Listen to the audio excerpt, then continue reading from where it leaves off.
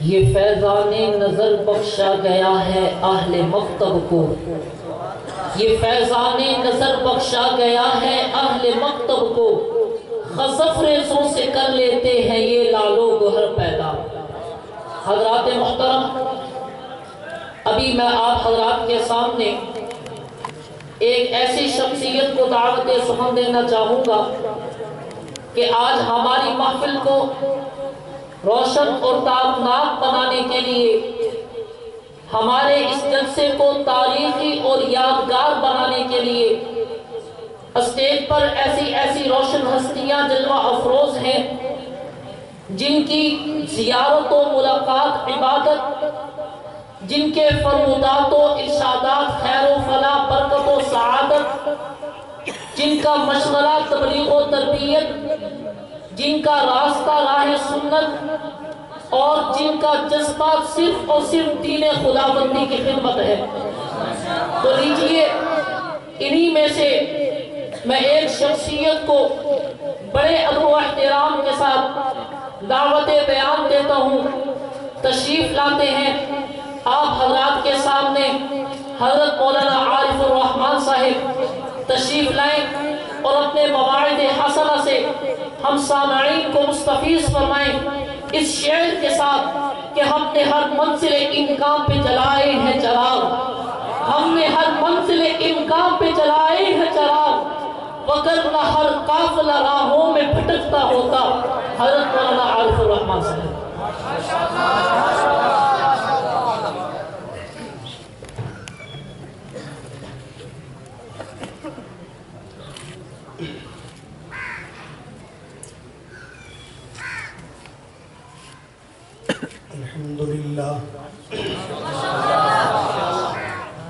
الحمدللہ وکفا وسلام علی عبادہ الذین اصطفا، اما بعد فاعوذ باللہ من الشیطان الرجیم، بسم اللہ الرحمن الرحیم، ان ھذا القرآن یہدی للتی ہی اقوم، صدق اللہ العظیم وصدق رسولہ النبی الکریم، ونحن على ذلك من الشاهدين والشاكرين والحمد لله رب العالمين۔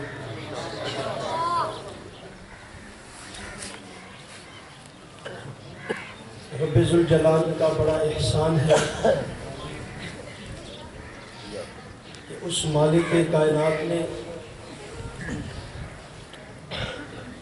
آج ہمیں ایک ایسی مجلس میں شرکت کی سعادت عطا فرمائی جس میں کئی بچوں نے قرآن پاک حفظ مکمل کیا۔ اللہ تعالیٰ ہمیں اس محفل کی برکات حاصل کرنے کی توفیق عطا فرمائے۔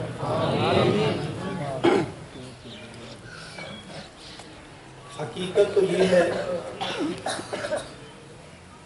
کہ آج ہمیں قرآن پاک کی نعمت اور دولت کی قدر نہیں۔ بچوں نے قرآن پاک حفظ کیا، یاد کیا، مکمل کیا، ہم نے اپنی وسعت اور طاقت کے مطابق خوشی کی۔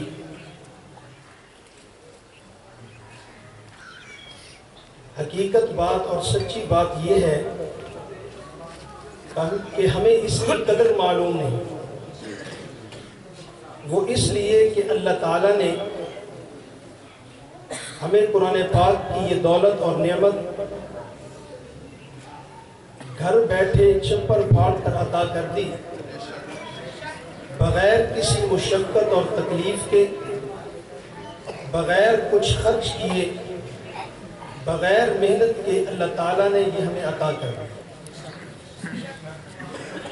اس کی قدر ان لوگوں سے پوچھتے ہیں کہ جنہوں نے ایک ایک آیت کی خاطر مارے کھائی، ان کو تکلیفیں پہنچائی گئی، گھر سے بے گھر کیا، وطن سے بے وطن کر دیا، ان لوگوں کو اس کی اصل قدر معلوم ہے۔ میں آپ کے سامنے ایک واقعہ پیش کرنا چاہتا ہوں۔ مدینہ میں ایک بہت بڑا تاجر سلام بن جبیر یہودی تھا، مدینہ میں رہتا تھا، بڑا تاجر تھا۔ تجارت کی غرض سے یہ ملک شام گیا، وہاں سے اس نے اپنا سامان خریدا اور خرید کر یہ واپس آ رہا تھا کہ راستے میں اس نے دیکھا ایک غلام بک رہا ہے، اس کا آقا اس کو معمولی سی قیمت میں تھوڑے پیسوں میں بیچ رہا ہے۔ تو سلام بن جبیر نے اس غلام کو خرید لیا، چلو جس کو ضرورت ہوگی اس کو بیچ دوں گا۔ وہ اس غلام کو لے کر مدینے آیا اور مدینہ طیبہ کے بازار میں اپنا سامان فروخت کرنے لگا۔ سامان اس کا ہاتھوں ہاتھ بک گیا، لیکن یہ غلام نہیں بکا۔ اس نے غلام کو کہا کہ تو یہاں کھڑا ہو جا، کوئی خریدنے والا آئے گا تجھے خرید لے گا۔ وہ غلام خوبصورت بھی نہیں تھا، رنگ کا سانولا تھا، پرکشش بھی نہیں تھا کہ دیکھ کر اس کو کوئی خرید لے۔ وہ بیچارہ صبح سے شام تک دھوپ میں، گرمی کے موسم میں کھڑا رہتا، پسینے سے شرابوں، پیاس کی شدت، اسی حالت میں کھڑے کھڑے اسے 3 دن گزر گئے۔ 3 دن کے بعد مدینے کی ایک نوجوان خاتون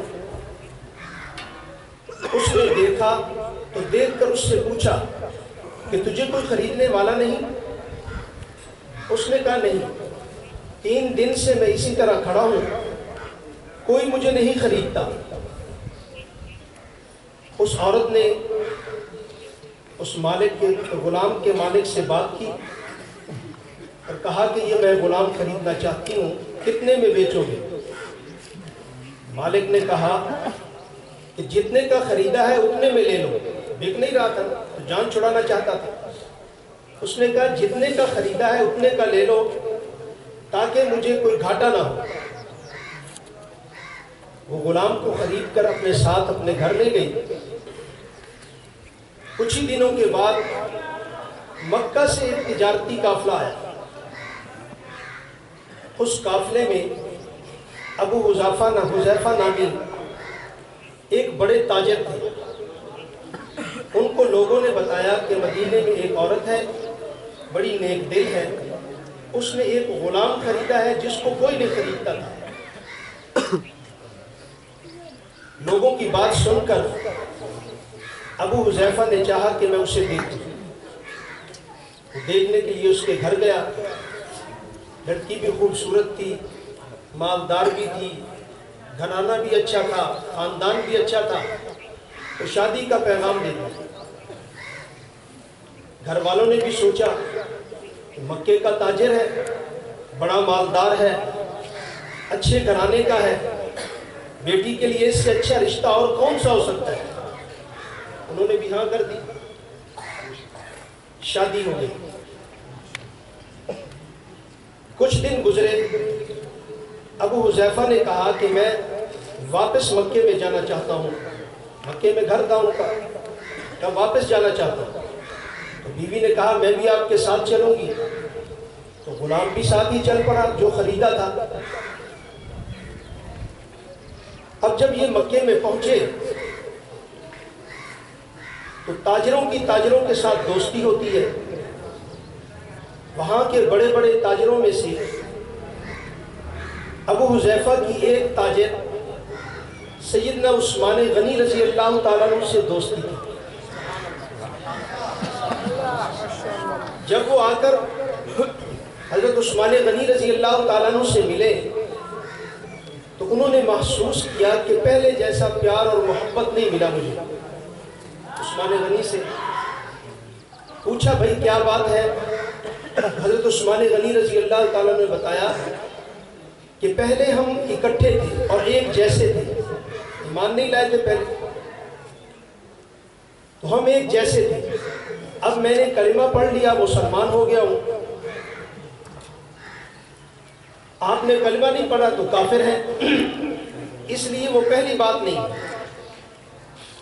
اس انداز سے بات کی کہ وہ بات ابو حذیفہ کے دل میں بیٹھی اور کہنے لگے کہ میں بھی کلمہ پڑھنا چاہتا ہوں۔ دونوں حضرات حضور صلی اللہ علیہ وسلم کے پاس پہنچے، وہاں پر ابو حذیفہ نے کلمہ پڑھا، مسلمان ہو گئے۔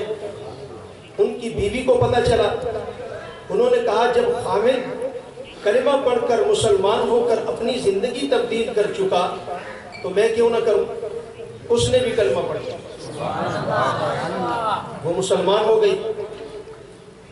حضور صلی اللہ علیہ وسلم کی ایک مجلس چل رہی تھی، اس میں اللہ کے نبی صلی اللہ علیہ وسلم نے فرمایا کہ جو آدمی اپنے غلام کو آزاد کرے اس کو اللہ تعالیٰ بہت بڑا اجر عطا فرمائیں گے۔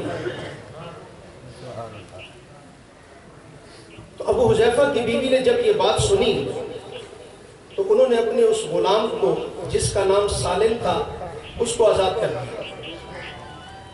اب وہ غلام رونے لگا، منت سماجت کرنے لگا کہ مجھے اپنے پاس رہنے دیں، میں کہاں جاؤں گا، میرا کوئی نہیں، دھکے کھاتا پھروں گا، مجھے خریدنے کے لیے کوئی تیار نہیں تھا، رکھے گا کون مجھے؟ تو ابو حذیفہ نے اس کو اپنے پاس رکھ لیا اپنے گھر، وہ بھی مسلمان ہو گیا، اس نے بھی کلمہ پڑھا، مسلمان ہو گیا، اور وہ حضور صلی اللہ علیہ وسلم کے مدرسے میں آ کر داخل ہو گیا۔ یہ جو غلام تھا یہ اللہ کے نبی صلی اللہ علیہ وسلم کا جو مدرسہ تھا صفہ، وہاں پر آ کر داخل ہو گیا، قرآن پاک کی تعلیم حاصل کرنی شروع کر دی، قرآن پڑھتا رہا، بڑی محنت سے، محبت سے، بڑی دل لگی سے، بڑے شوق سے پڑھتا تھا۔ اب جب قرآن پڑھنا شروع کیا اللہ نے آواز بھی دی، آواز میں سوز بھی تھا، جو سنتا ہی رہ جاتا۔ اللہ کے نبی صلی اللہ علیہ وسلم بعض مرتبہ خود ان کو بلا کر ان سے قرآن پاک سنا کرتے تھے۔ ایک وقت ایسا آیا کہ جب ہجرت کا حکم ہوا تو ہجرت کا یہ قافلہ مکے سے مدینے کی طرف روانہ ہوا، تو اس قافلے کے اندر یہ غلام سالم بھی موجود تھا۔ مقام قباء پر جا کر پڑاؤ کیا، نماز کا وقت تھا، اب ان کو وہاں پر امام بنا دیا گیا کہ نماز پڑھائیں۔ اب وہاں پر بڑے بڑے قاری بھی موجود تھے، حضرت عبداللہ بن عمر رضی اللہ تعالیٰ فرماتے ہیں کہ اس قافلے میں بڑے بڑے قاری بھی موجود تھے، انہوں نے امامت کرائی، نماز شروع ہوئی تو مقتدیوں میں سیدنا عمر فاروق رضی اللہ تعالیٰ عنہ بھی کھڑے تھے، مقتدیوں میں سیدنا عمر فاروق بھی تھے۔ نماز مکمل ہوئی، اپنے کاموں میں شروع ہو گئے، آہستہ آہستہ اللہ کے نبی صلی اللہ علیہ وسلم نے فرمایا کہ سالم ایک ایسا آدمی ہے کہ جس کے دل میں اللہ تعالیٰ کی بے انتہا محبت ہے، بہت شدید محبت ہے اس کے دل میں اللہ کی۔ جس کے دل میں اللہ کی محبت تھی وہ محبت کس وجہ سے پیدا ہوئی تھی؟ اس قرآن پاک کو پڑھنے کی وجہ سے، کیونکہ قرآن اللہ کا کلام ہے، جو جتنا پڑھے گا اللہ اس سے محبت کرے گا۔ تو اتنا قرآن پڑھتے تھے کہ اللہ کی محبت ان کے دل میں بہت زیادہ تھی، اور یہ گواہی دی اللہ کے نبی صلی اللہ علیہ وسلم نے۔ اب دیکھیں کہ یہ تھا یہ وہ غلام جس کو کوئی خریدنا نہیں چاہتا تھا، جس کو کوئی دیکھتا بھی نہیں تھا، خوبصورت بھی نہیں تھا۔ اب قرآن پاک کی دولت جب اس کے اندر آئی، سینے میں آئی، تو اللہ تعالیٰ نے کیسا مرتبہ دیا کہ زمین سے اٹھا کر آسمانوں پر پہنچا دیا، فرش سے اٹھا کر عرش پر پہنچا دیا۔ تو یہ ساری برکتیں اللہ تعالیٰ نے ان کو قرآن پاک کی وجہ سے عطا فرمائی۔ یہ قرآن پاک کی محفل جس میں کئی بچوں نے قرآن پاک کے حفظ مکمل کیا،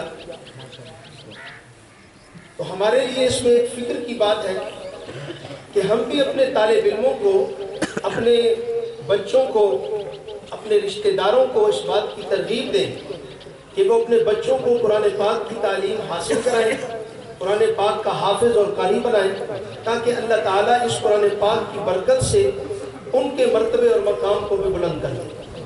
اللہ تعالیٰ عمل کی توفیق عطا فرمائے۔